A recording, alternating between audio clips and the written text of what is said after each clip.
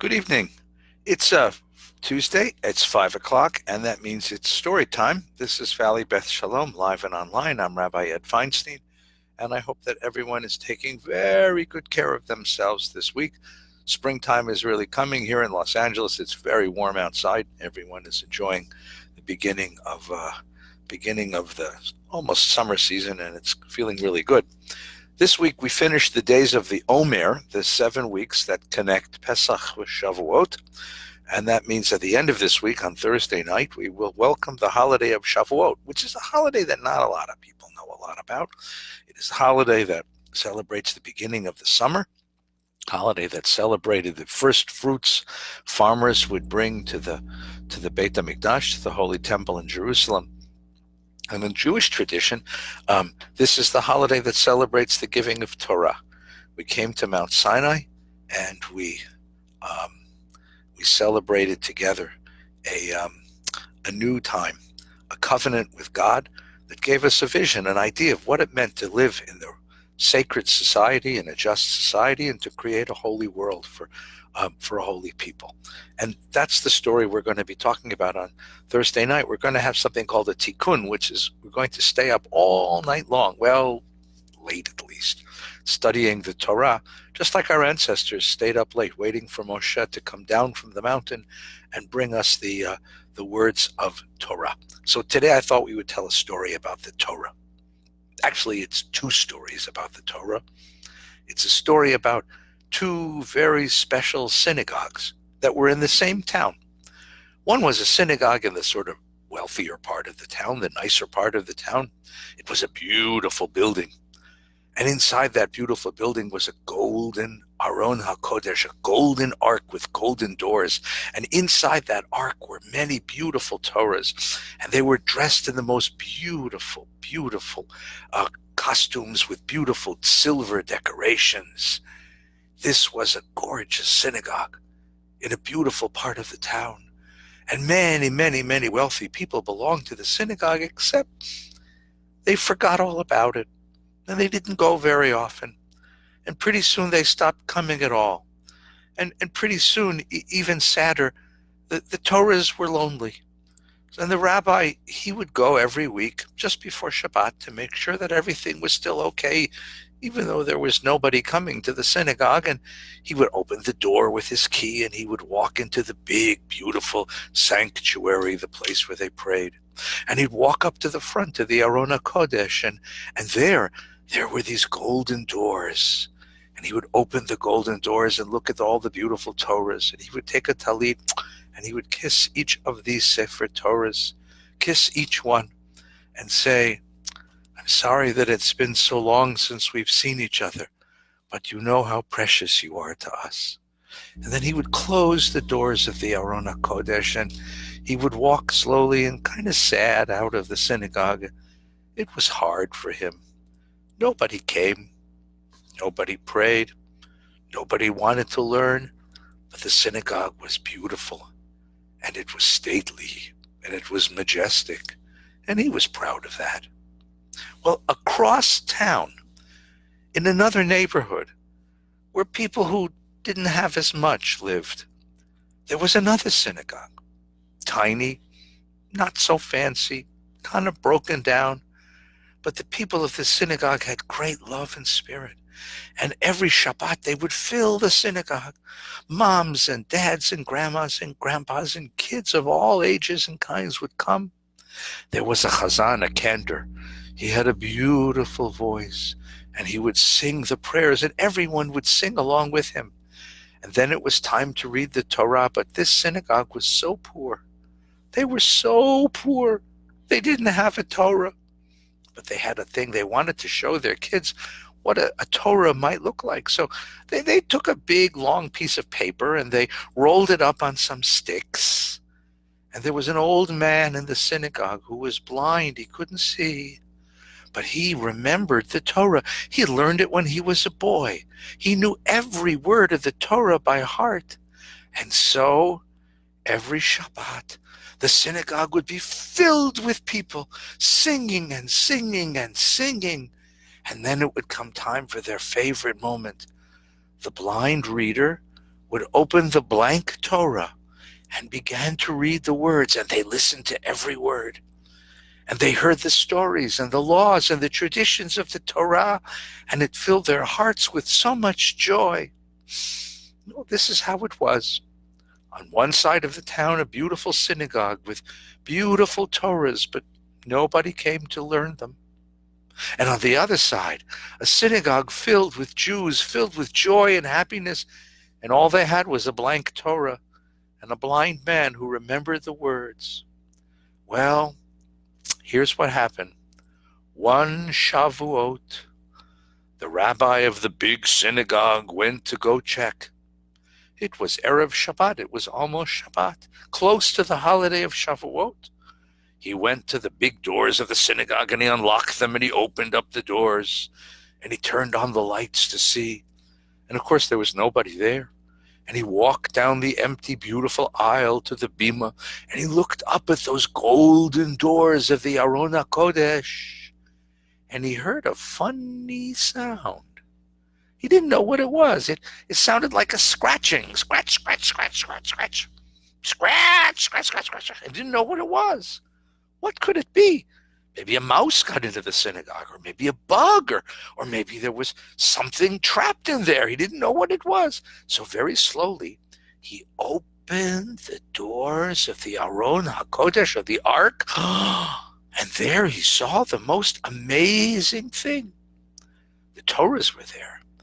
But from the Torahs were jumping the letters. The letters were jumping off of the Torahs, out of the Torahs. Out came the Alephes, and out came the Bets, and out came the Gimels, and the Dalids, and the Yuds, and the Hey. All of the letters of the Torah were jumping off of the letters, and they were lining up like soldiers. Alephes here, and Bets there, and Gimels, and Dalids, and Hays, and Favs, and Zions, and Chets, and Tets, and Yuds, and they began to march. And the rabbi said, what's going on? One of the Alephes stepped forward and whistled, and all the letters stopped. The Aleph stepped forward and said, Rabbi, we're leaving. You're what? You're what? You are the letters of our Torahs. Get back on the Torah. You can't leave. Rabbi, we're leaving. What? You're leaving. You can't leave. You can't leave. You belong to us. Oh, no, Rabbi. We don't belong to you. We belong to the Jewish people. And they need us now. But we need you. We need you in our synagogue. We need you. Oh, no, Rabbi. We're leaving you because long, long ago, you left us. You stopped coming to learn. You stopped coming to pray with us. You stopped coming to be with us. You stopped coming to ask questions of us. You stopped coming to enjoy our stories. You stopped coming to be with us, but we kept you in this ark, this beautiful ark. Yes, Rabbi, you did. But even a beautiful ark can become a prison. We don't want to be kept in an ark. We want to be learned and celebrated. We want to be enjoyed. We want to be part of the life of the Jewish people. That's why God created us. But you can't leave. You can't, said the rabbi. You can't. No, Rabbi, you left us. We're just going to go where we're wanted. Ready, letters? March! And the letters began to march. And the rabbi thought he'd stop them. He said, stop, and he put his body across. And the Aleph said, Rabbi, please don't let us use force, but we will if we have to. Gimels. And the Gimels, you know, like Gimel looks a little bit of foot. Well, the Gimels marched. They were kicking their feet. Rabbi, we'll kick you if we have to. No! And they pushed him out of the way, and the letters of the Torah, the Alephs and Bets and Gimels and Dalits and Hays and Vavs and Zions and Chets and Tets, all the letters marched out of the ark, marched up the front of the synagogue, pushed open the doors of the synagogue, and they marched out. The rabbi just sat there astonished. He could never imagine such a thing happening. Finally, the last of the letters departed, the last tet, let tough. And the tough turned around and said, come with us. Follow us.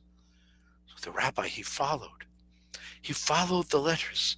They marched up the street and down the avenue and across the boulevard and through the town. The rabbi followed the letters all the way across town till they arrived at the doors of the other synagogue, the broken little synagogue, the synagogue that didn't have a Torah.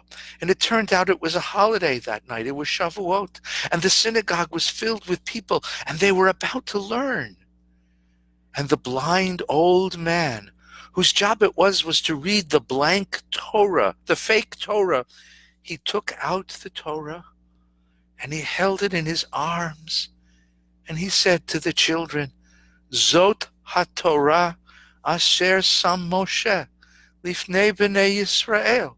This is the Torah that Moshe gave to us, that God told him to give to all the children of Israel. And today we will give it to you as we do on all our holidays and Shabbatot. And the old man, he lifted up the blank Torah, and at that moment the door slammed open and the letters of the Torah marched down the aisle, aleph and bets and gimels and daleds. They marched down the aisle. The people watched in astonishment. It was unbelievable. And the letters, the aleph he whistled, and all the letters jumped onto the page. The alephs where they belong, the bets where they belong, the gimels, the daleds, they all marched on the page. The old man felt the Torah getting heavy. It got heavier and heavier, and he sighed. Oh, it's heavy now. It's heavy. And he put it down on the table, and he touched it with his fingers. And he looked up at the children, and he said, it's become real. Our Torah has become real. Come look. Everyone come look. And the children came first, and then the grown-ups, the mothers, the fathers, the grandmas and grandpas, they came and they all looked, and it wasn't the blank Torah anymore. No. The Torah was filled with words, with letters, with the words that God spoke to Moshe on Mount Sinai.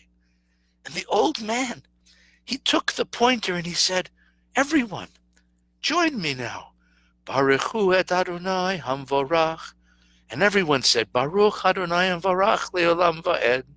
Baruch atah Adonai, praise this God, Eloheinu melech haolam, who fills the whole universe, Asher natan lanu Torah emet, who has given us a Torah in truth.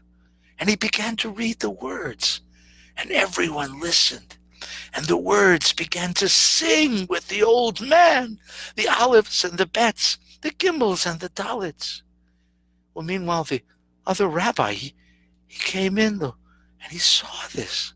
He'd never seen such joy, such happiness. They were gasping at every word. They were asking, what does it mean? What does that story mean? Old man, tell us. Help us understand. Teach us the words of Torah. The old man said, it's a miracle. The Torah is real. It's a miracle. And they finished the reading. They kissed the Torah. And the old man lifted it up. And someone began to sing. You know who it was? It was the letters.